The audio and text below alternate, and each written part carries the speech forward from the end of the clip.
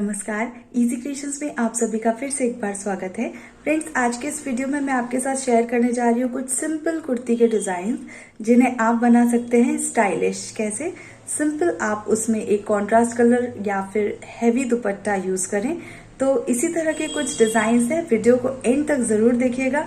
I hope आपको कुछ ना कुछ आइडिया तो इसमें जरूर मिलेगा और वीडियो बिल्कुल भी स्किप मत कीजिए।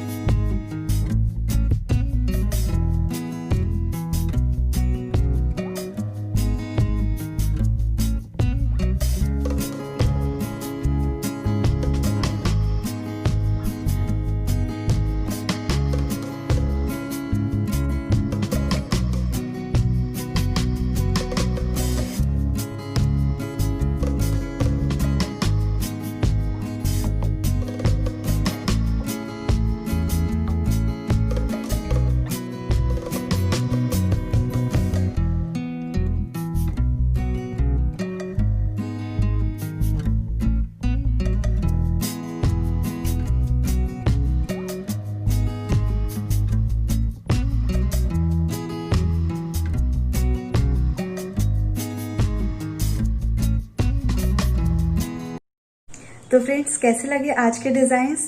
अगर अच्छे लगे तो इस वीडियो को लाइक जरूर कर दीजिए, अपने फ्रेंड के साथ भी जरूर शेयर कीजिए और इसी तरह के और डिजाइन्स देखने हैं तो मेरे चैनल को सब्सक्राइब करना मत भूलिए।